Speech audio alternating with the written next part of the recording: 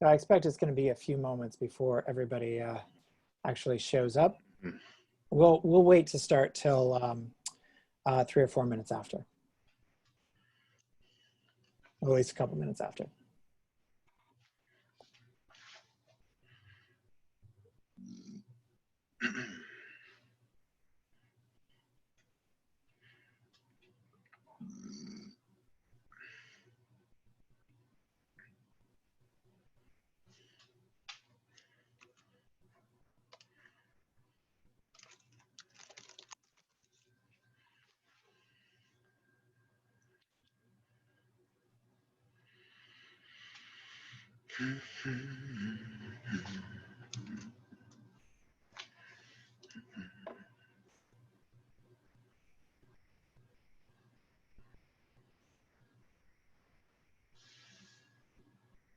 I'm going to mute everyone until we start, if that's all right. Yep.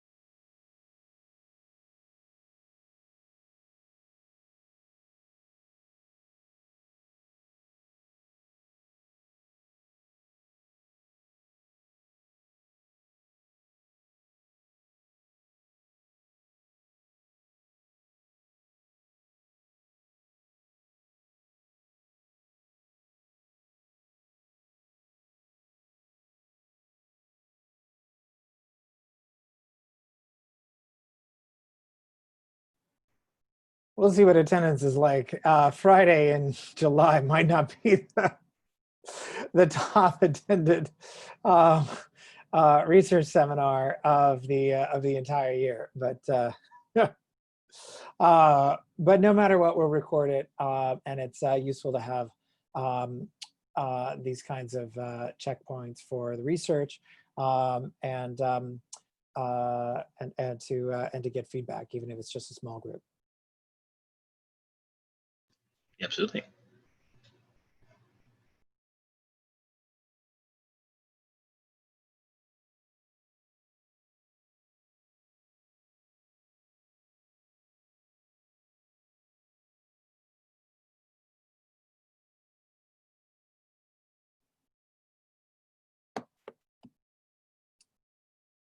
All right, I am delighted to welcome you all to our virtual conversation today. For those of you who don't know me, my name is Matt Heineman. I am a professor here at George Washington University's School of Media and Public Affairs. And I'm speaking today wearing my hat as the lead of the Investigations Research Cluster here at the Institute for Data and Democratic Politics. Thank you all for joining us on a summer afternoon. And I am excited to introduce today publicly the first of what we expect to be several pieces of research that aim to build a better big picture understanding of what's going on the big digital platforms. And the research today, as I hope you will see in a moment, is central to our research mission here at IDDP. If you wouldn't mind advancing the slide, Jim.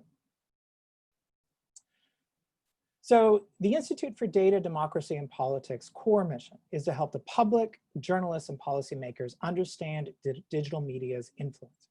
Its influence on public dialogue and opinion, and also its role in shaping our broader public conversation. We also hope to use our research as a foundation to build sound solutions to disinformation and other ills that we are all well aware of from following the news. On issue after issue, from antitrust to the cratering of the local news audience and financial security, from hate speech and bias to election interference. Both research and policy need to start from a sound foundation of accurate, representative understanding of behavior on the largest digital platforms. We've long understood more about what happens on the internet's quote unquote deep web than we've understood about ostensibly public activity on big digital platforms. And in supporting this research today, we want to gratefully acknowledge the Knight Foundation. Their support for this research is part of a $50 million investment in institutions all across the country, and IDDP is proud to be one of 5 new research centers funded as part of that investment. I'm also excited today to introduce 2 of IDDP's newest fellows. Jim Bisbee, it was until recently a postdoctoral fellow at Princeton's Niehaus Center, and is now just starting a role as a postdoctoral fellow at CSMAP, the Center for Social Media and Public Policy. No, what is that, Jim? And politics. And politics, social media and politics, at one of our sister Knight Research Centers at NYU. You may know Jim as from his first author and solo-authored APSR papers. Also joining Jim is Kevin Munger. Kevin is an assistant professor of political science and social data analytics at Penn State. And they're going to talk to us today about who exactly is you, large-scale descriptive analysis of politics on YouTube, a piece of research that I think takes a big step towards understanding the broad picture of political behavior and public participation more generally on YouTube. One last point before I turn over the mic to Jim and Kevin. The research that we are presenting today is a start. It's a start in a couple of ways. It is early returns. We very much welcome your feedback and your comments and questions. And it's also a start in the sense that it is designed to support not just one paper or one article. The collection infrastructure that we have set up for this here is ongoing. So if you have projects or research interests that you think align with the kind of research that you see today, or the kind of questions that we're asking, we would love to talk to you and to hear about it through email or as part of the conversation after our talk today. This very much is a more the merrier effort, and we're working hard to build collaborative efforts both across disciplines and across universities. And with that, I'm going to turn over the floor to Jim and Kevin. Thanks both. Looking forward very much to seeing what you have to say. All right, thanks, Matt. Thanks for everyone for stopping by. Excited to get to share this research with you all and looking forward to your comments. So the most basic question we're thinking about, as Matt was describing, YouTube is very large, but we don't really know what it is. Many people are, I guess, feeling the proverbial elephant in terms of their own experience on YouTube, and otherwise, everyone only has access to what they've heard about YouTube through the media. We're trying to answer some fundamental questions about how big YouTube is in terms of how many different channels there are, how often do they post, and then on the consumption side, we're trying to figure out how the commenting behavior and inequality in the consumption of YouTube videos is different from other social platforms. Now, one constraint here is that we only have access to the metadata. We still don't really know who these people are, and that is another fundamentally open question about YouTube. The reason why this is such a big problem is that the scale of YouTube is really beyond what any of us have encountered. I mean, in terms of absolute numbers, and we'll get to comparing the absolute numbers in a second, certainly tweets, other social media platforms have high numbers of content, but YouTube is usefully measured in terms of hours. And if we're thinking about 1 billion hours of YouTube content that's viewed every day, Obviously, that is beyond the capacity of any one person or even the most advanced machine to get a representative picture of what's actually going on the platform.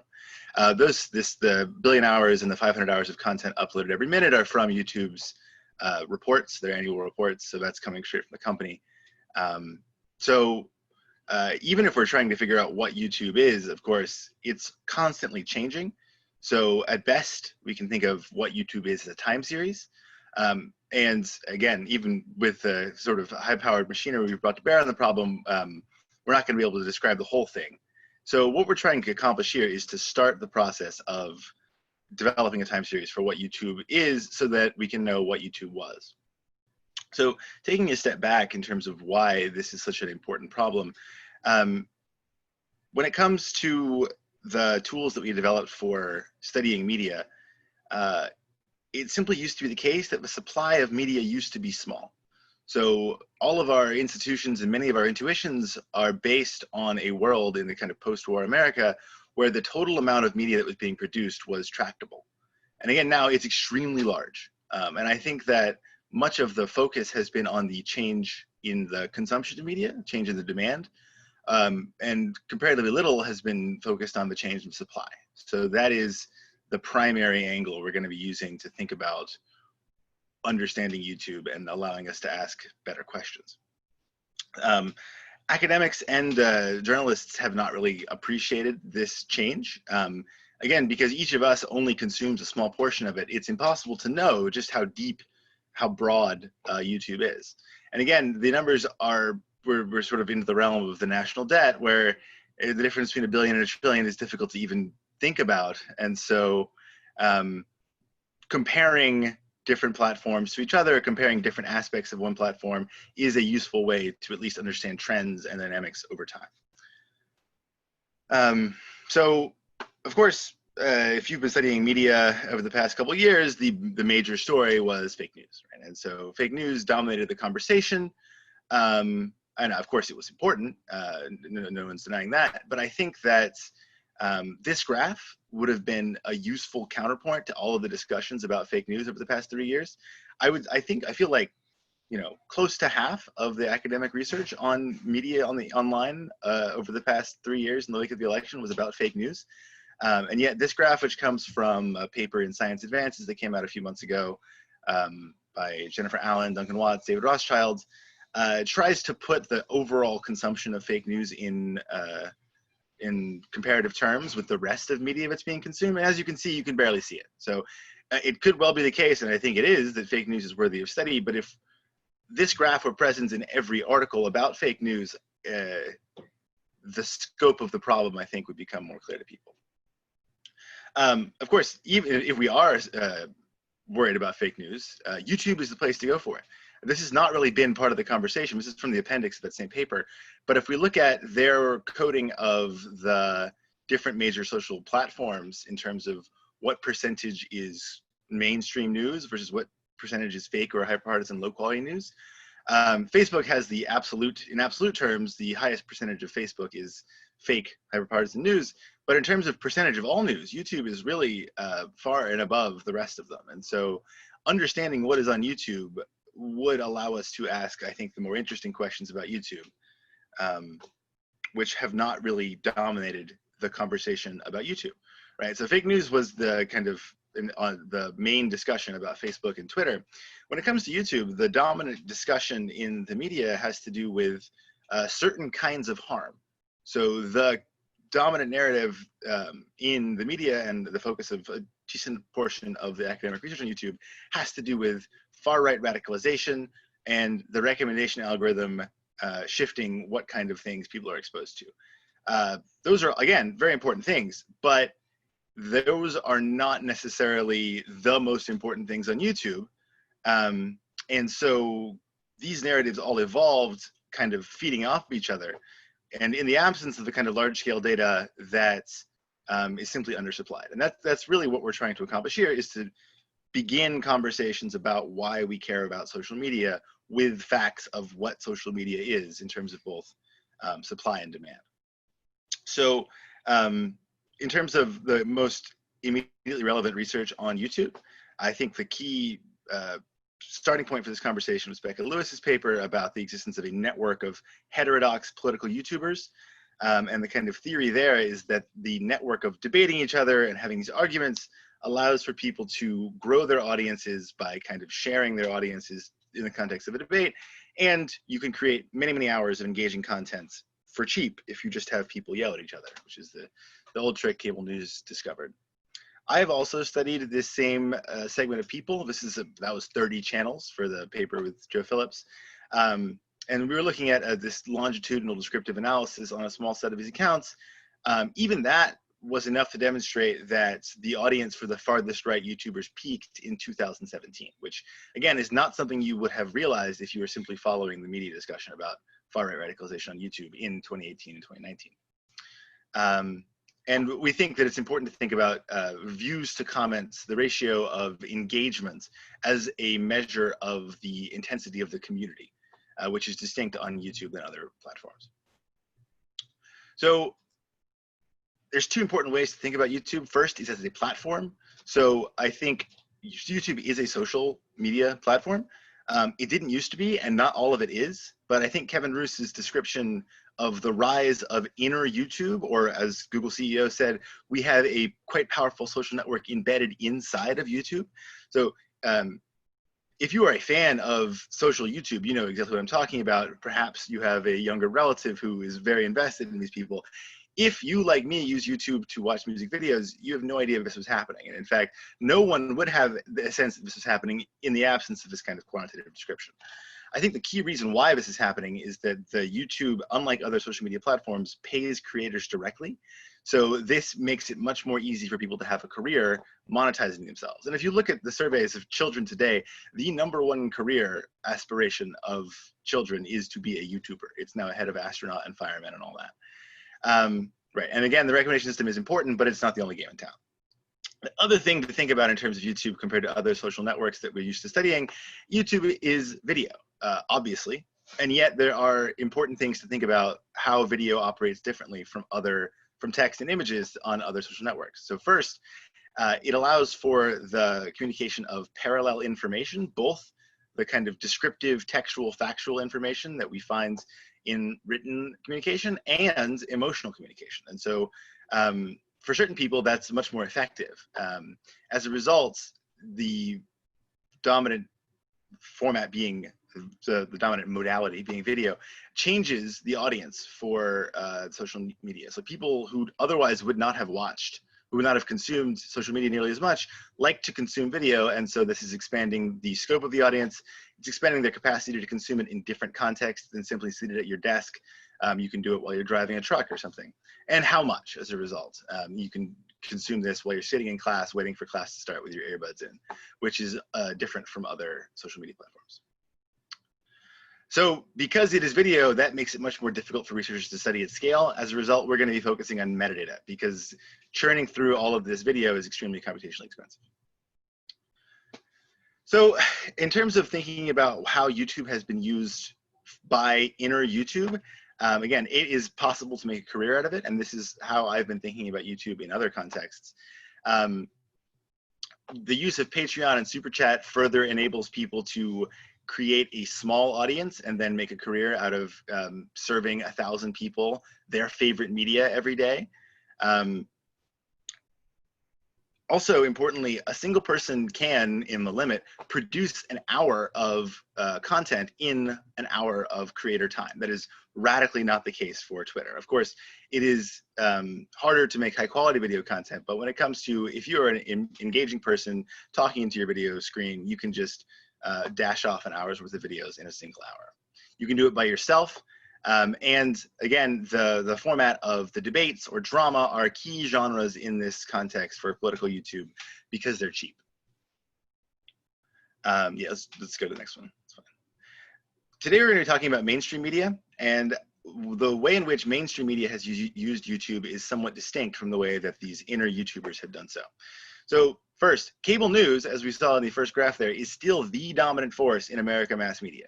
As much as we want to talk about social media, and I do agree it's important, the modal hour of content, of political content consumed in this country is cable news. they are also working from a place where they have much higher production values and a decades-long reputation. So there are certain people who tend to be older, who are only going to watch cable news from people they've come to trust over decades, and they go to YouTube in order to watch reruns, essentially. So this is an entirely different use case than the people who are uploading original content. What YouTube does allows the cable news, the established actors, to expand their production. So you can create videos that are less topical because you can expect to have a long tail of consumption. Also, on the original cable channel, you have less of a need to re-air videos to ensure that everyone gets to see them. Furthermore, you can double book the ads. So if you make the video once, you can get the ads for it on broadcast and on YouTube itself. Finally, I think key for this older demographic, compared to cable, where the only kind of conversion marketing, which is where you show someone an ad and ask them to buy something immediately, is if there's like a TV advertisement saying buy gold right now, which is a dominant force in cable news advertising. But of course, that's easier to actually convert if you were able to click on a link immediately. And I think that enhances this audience creator dynamic in a way to increase their ability to monetize their content. In terms of why this is different from the demand side, people can choose between an unbelievably vast array of things to watch. And so relative to cable news, when there's only 5 or 6 channels, you are much more likely to be consuming something that is closer to your ideal point if you are one of the people who's consuming original YouTube. I think I've talked through most of this already. I got ahead of myself, so why don't we just skip ahead, Jim? Yeah, so go ahead. Great. Thank you. I hope you all can hear me. I see my face pop up in the window, so I'm guessing you can. Thanks, Kevin. Thanks to Matt. My name is Jim. I'm going to go through sort of now the nuts and bolts of what Kevin and I have been working on over the past couple months. So this project is, as both of them sort of previewed, is fundamentally an effort to develop a pipeline which can provide researchers who are interested in looking at YouTube with a variety of sort of core metrics, representative measures that might be of interest to them. And the challenge for us is to make a set of tools and methods available that can actually scale with either the population of interest or perhaps a sample of a population of interest for researchers without requiring them to either invest in a $10,000 computer or have access to some sort of computing cluster. So that's the broad scope of this effort. Right now, we're basically at the point where we've built the architecture of this pipeline. And for today, I'm just going to be summarizing some preliminary results, and in the sense of it's going to be just a subset of channels that we have access to.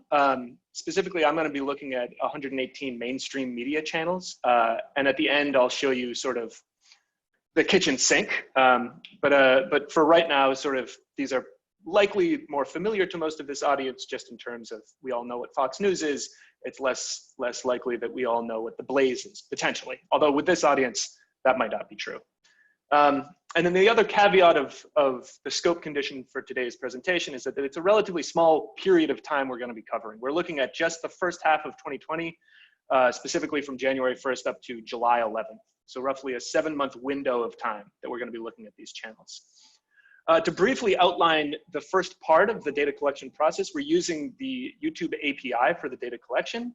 And the way this works is also the way I'm going to sort of structure the results when we get to them.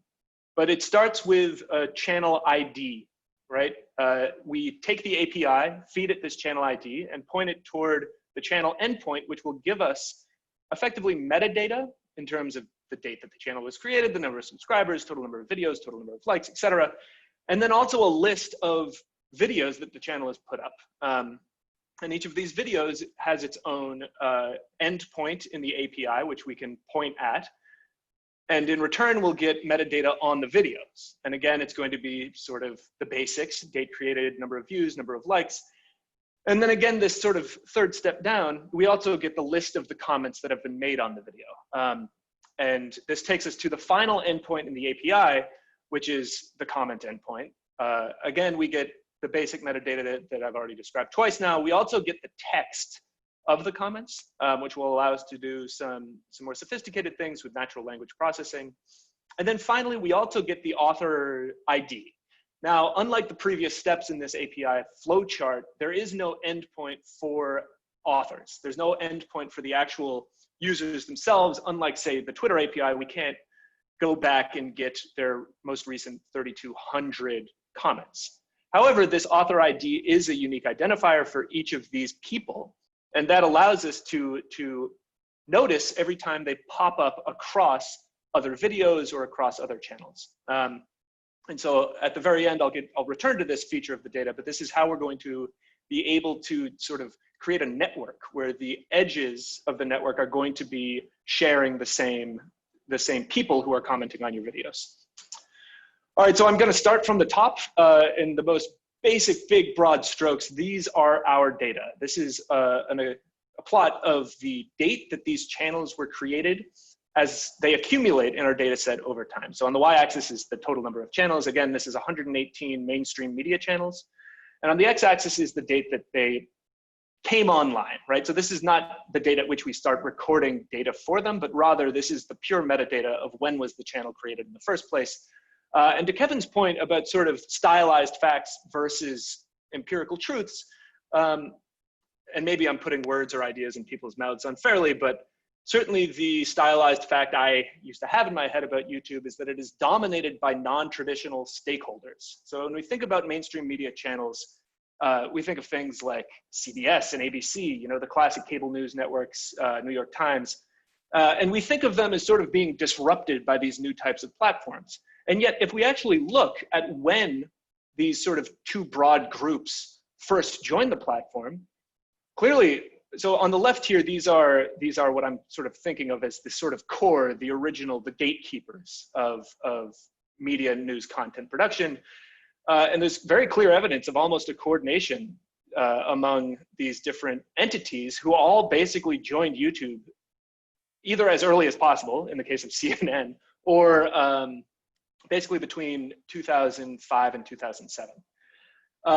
Conversely, the more ideological channels, the types of channels that we more commonly think of when we think of sort of extreme ideological content production on YouTube, they by and large joined between 2013 and 2016. And so again, this is just a 10,000-foot description of the broad just set of channels that we're looking at, but it's an interesting thing I wanted to sort of tease out here.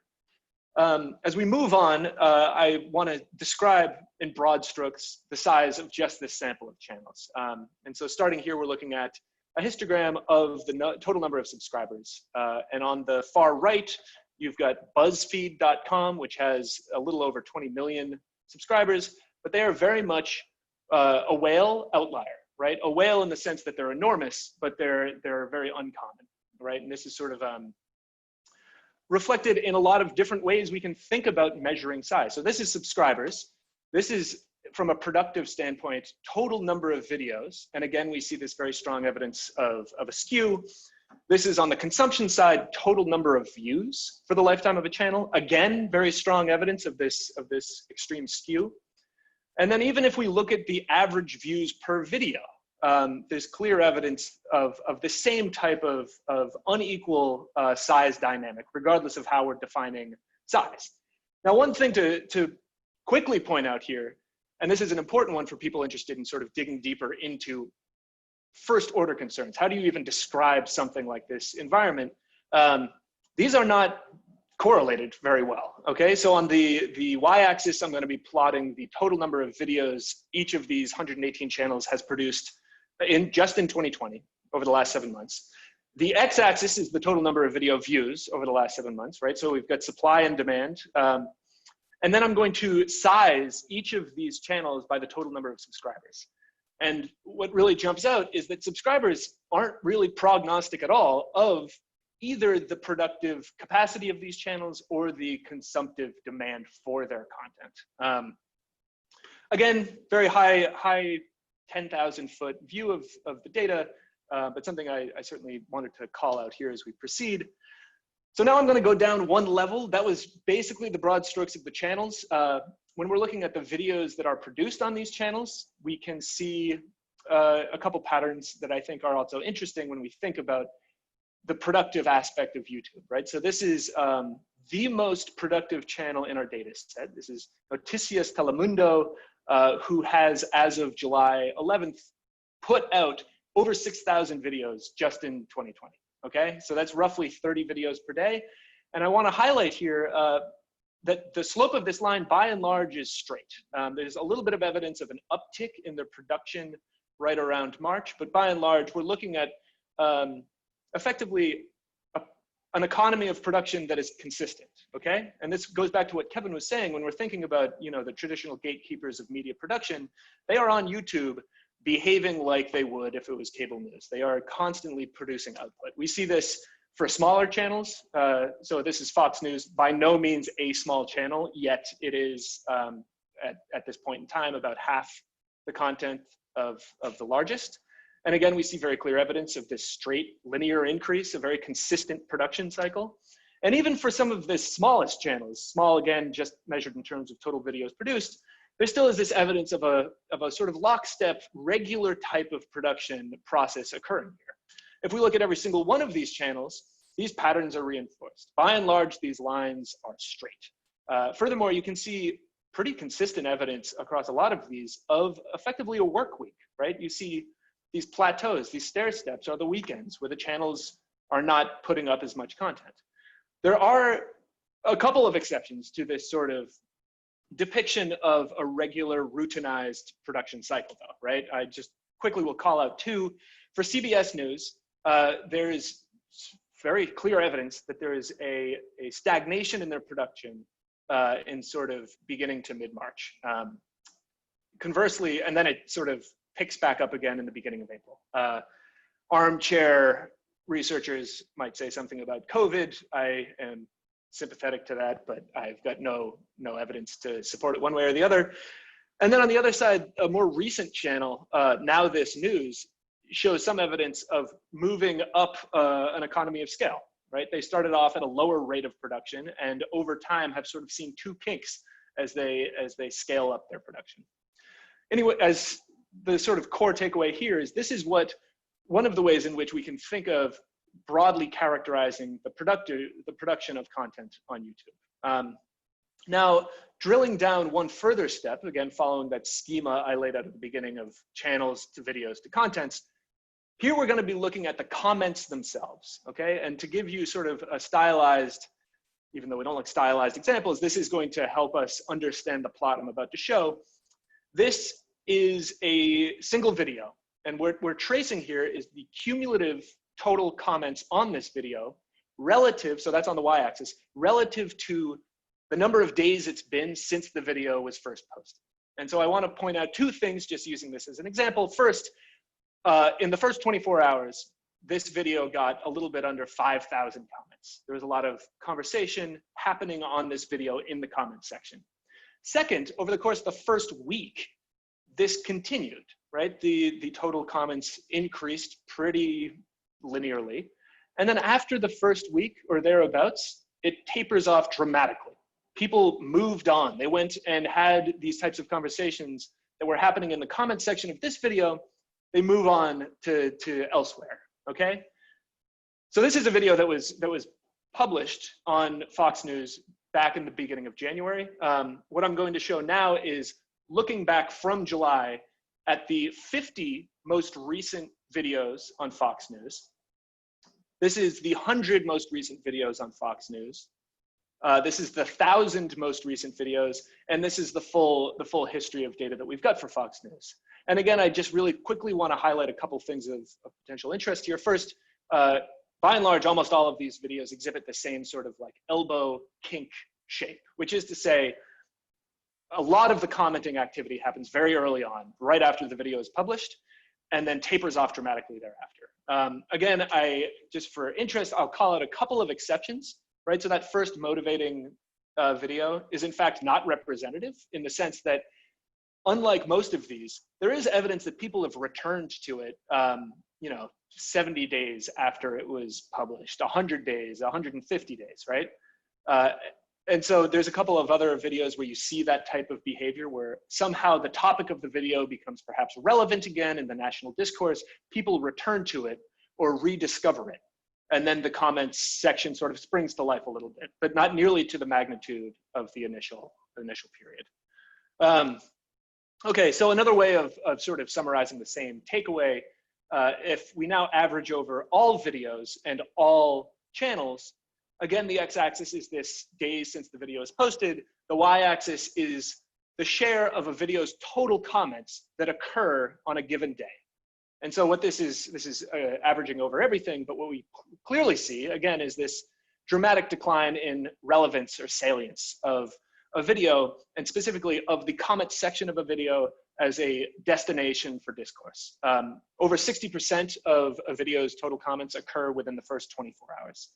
There is a very, I mean, it's not very important for this presentation. I was curious about what is clearly a blip, an outlier there.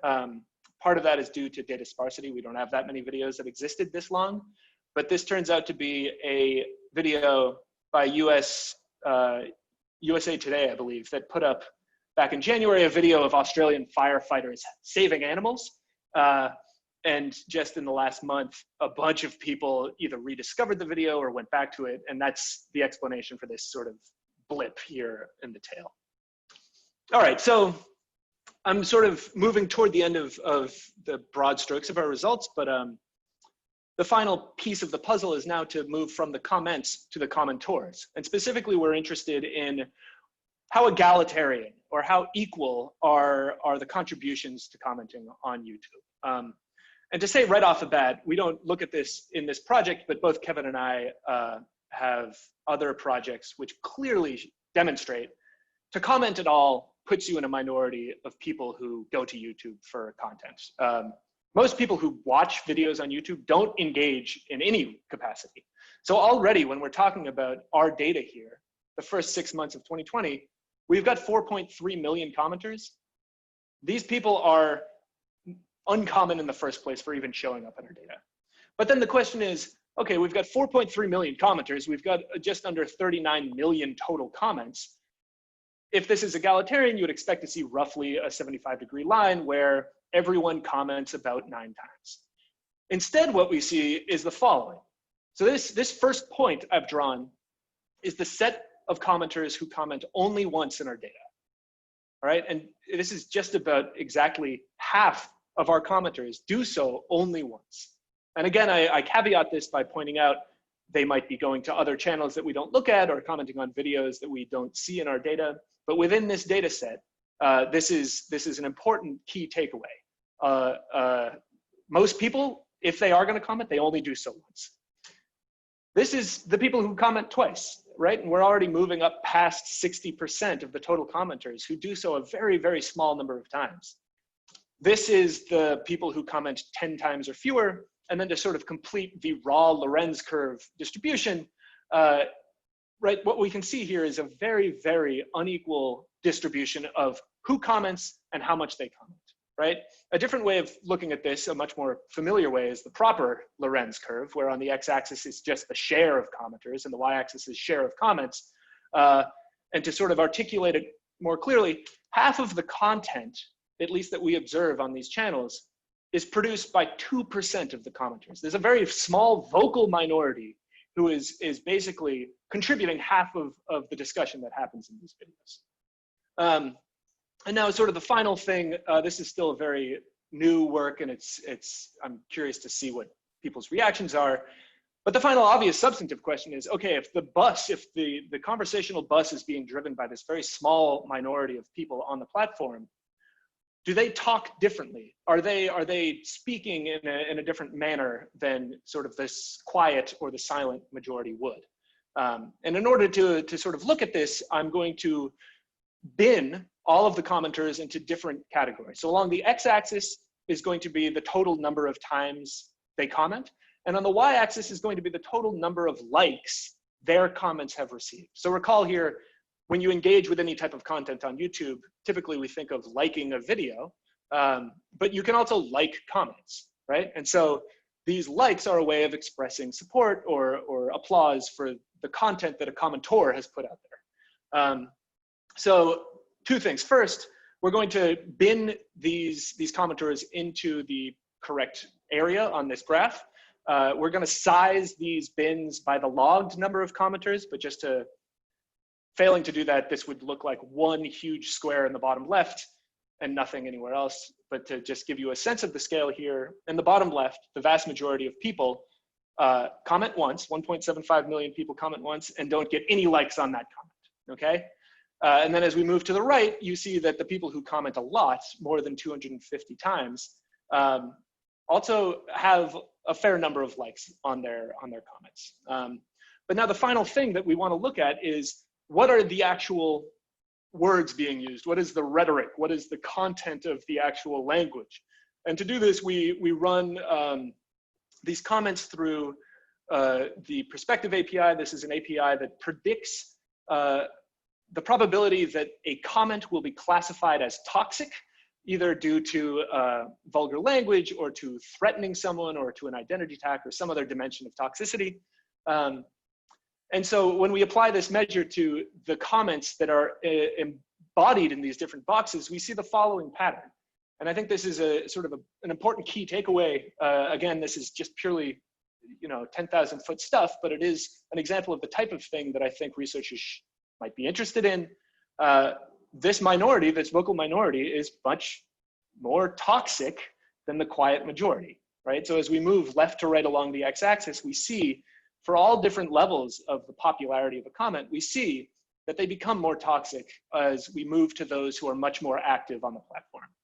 Now, the second thing to quickly point out here, there does appear to be some evidence that the likes themselves are somewhat of a, I don't know, a constraining force on these comments, right? So as we move vertically up each of these columns, we see that the toxicity declines, suggesting that more popular or more polite rhetoric is rewarded more, just using the engagement tools of the ecosystem.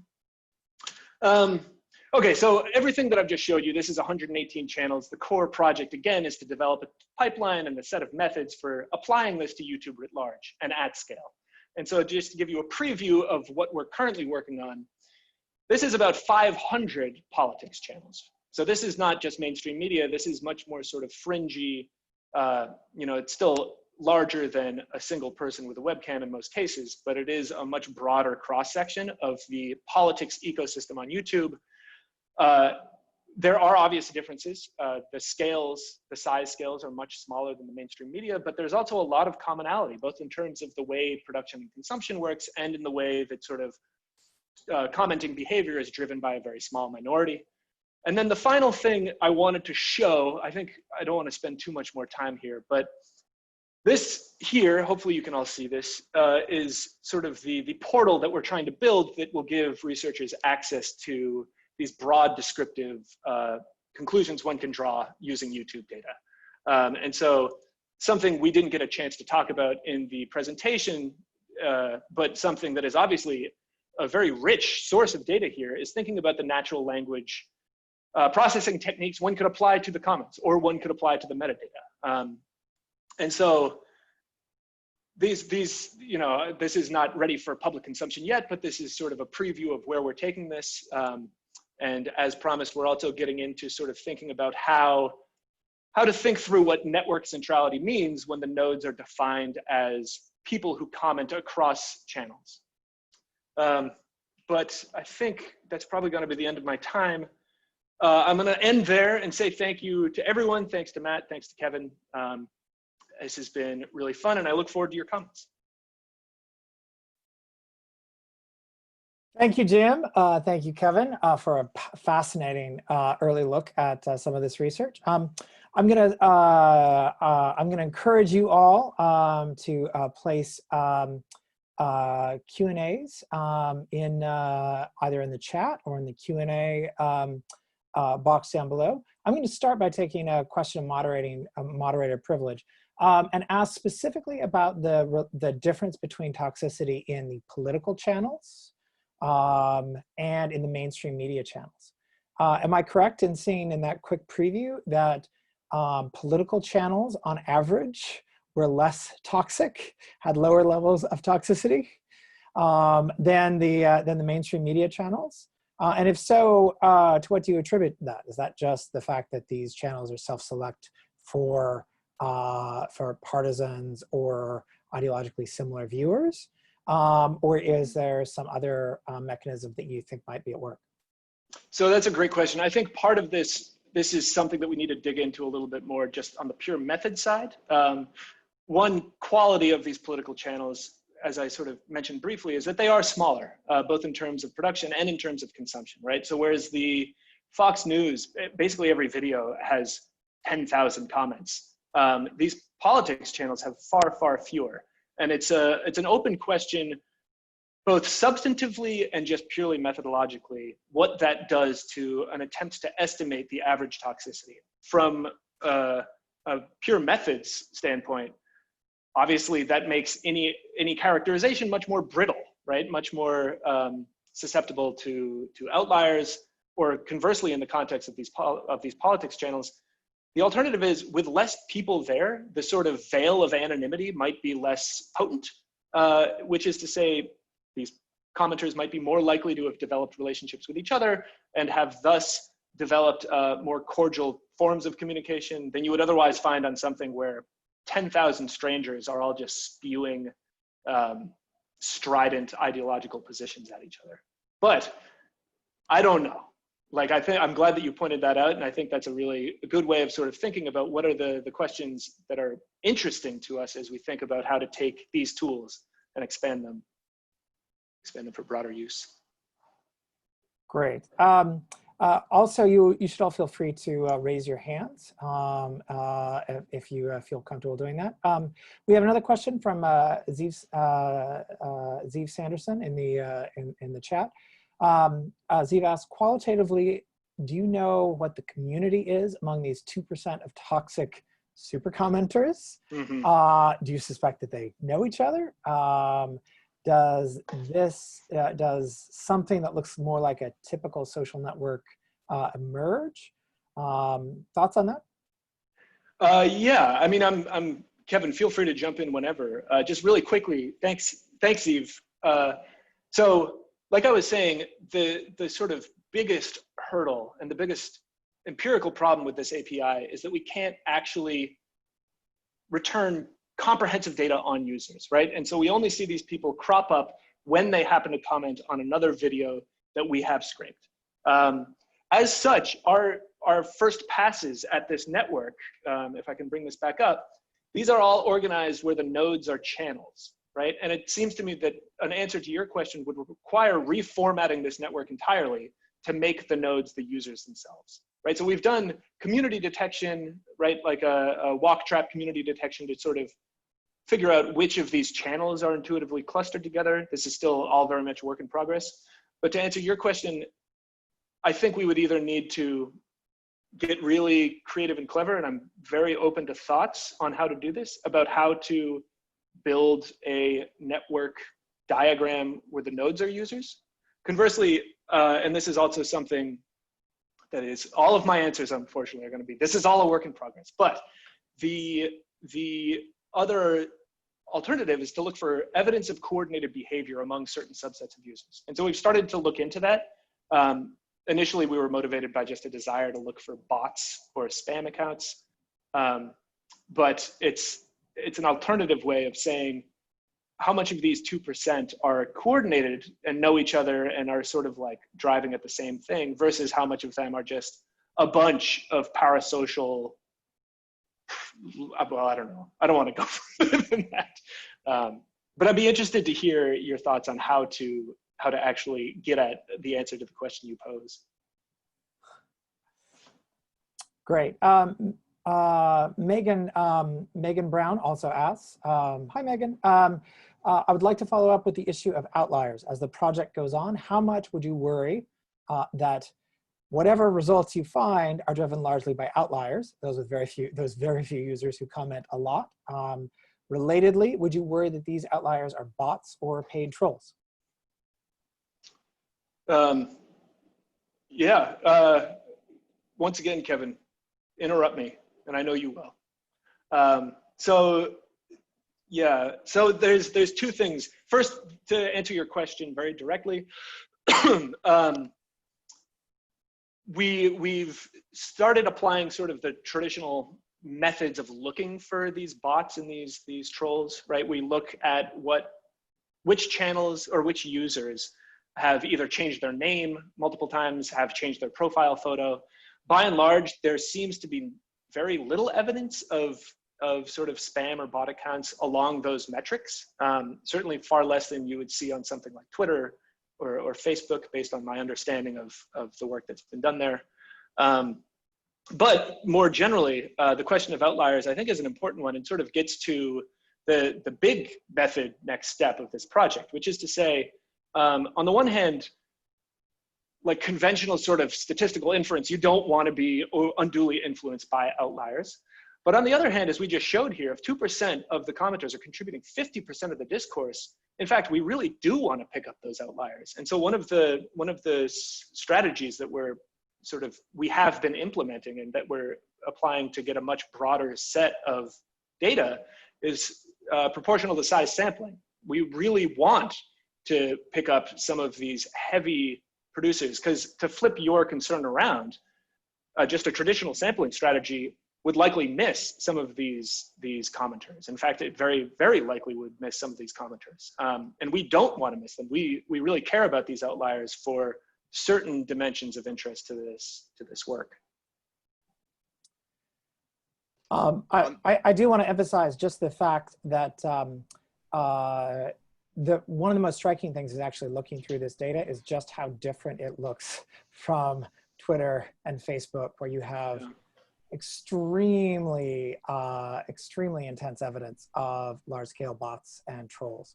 And you just don't see that nearly at the same scale in the YouTube comments. So that's quite striking. The other related question that I'd ask in follow-up to Megan's question. One of the things that really seems striking here is that YouTube could eliminate a huge amount of toxicity on its platform by reducing the influence of a 1% of its commenters. Have you thought through the extent to which that might be advisable, or the consequences of going more aggressively at the handful of commenters who repeatedly engage in toxic or even hyper-toxic behavior? I might kick that one to Kevin. I am but a lowly scholar, and any type of would this work question makes me scared. Kevin, you wanna take a stab at that? Are you still with us? Yeah, that's right. I was reading the other question. Apologies. Could you rephrase it, Matt? Oh, you're on mute, Matt. So the question is, what is the? It looks like that YouTube could eliminate an enormous amount of toxicity on its platform just by dealing more aggressively with a small fraction, of 1% or even a fraction of a percent of repeated hypertoxic super participators.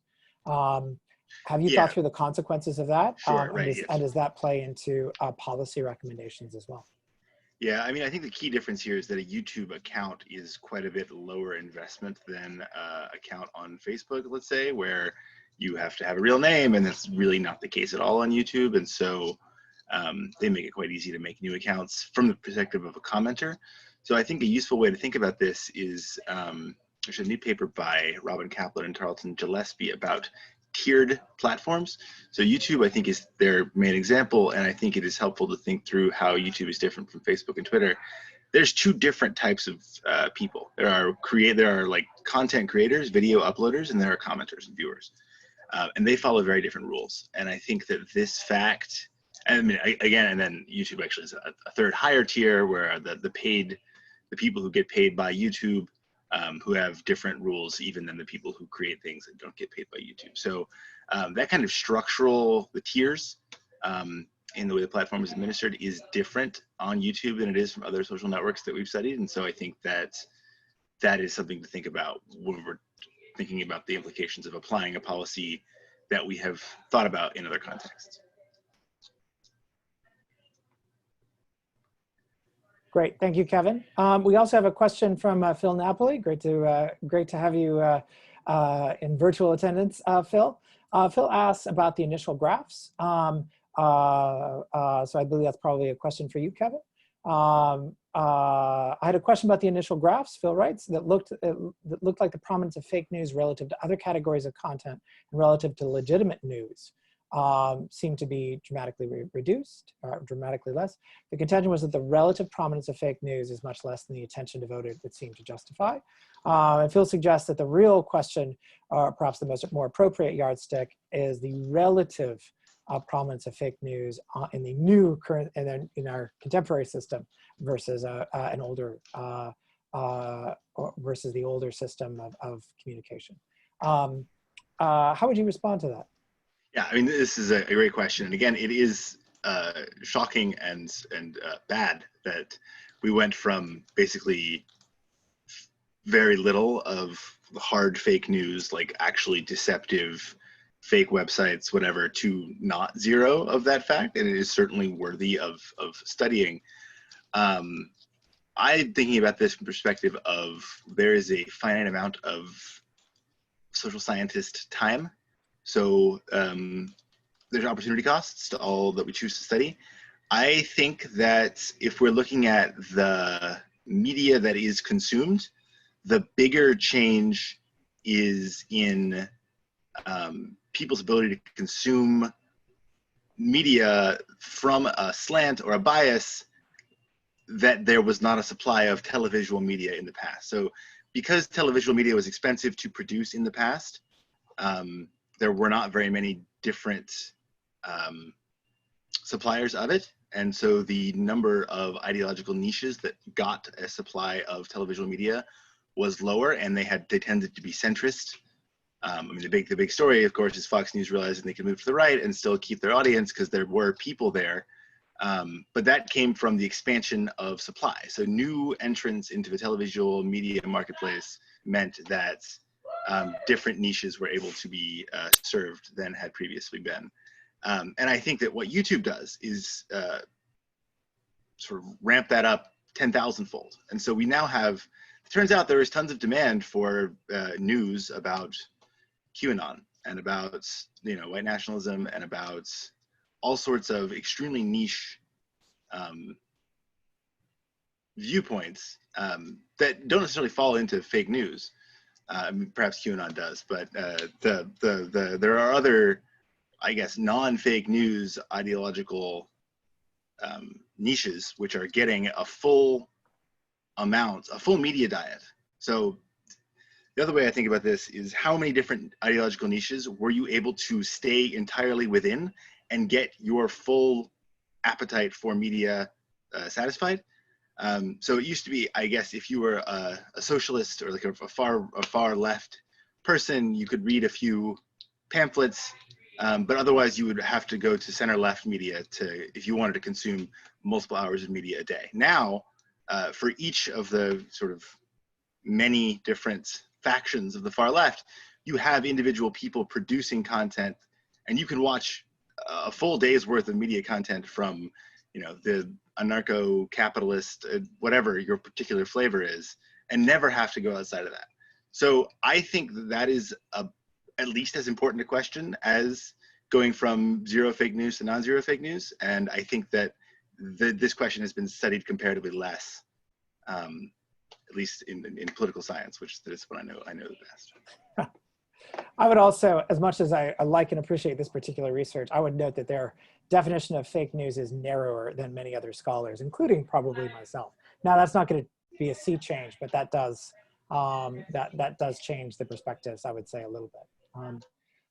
And with that, I think that we are out of time. Thank you all so much for attending our Summer Spotlight Series. Thank you again to Jim and to Kevin for presenting an early glimpse of their research. And let me reiterate again, if this is research that is of interest to you, if the tools, techniques, and questions that we're raising here are a fit with your research agenda, we'd love to hear from you as well. So thank you all very much. Have a fantastic Friday, and thanks again for joining us. Thank you, Matt. Thanks, Matt. See y'all.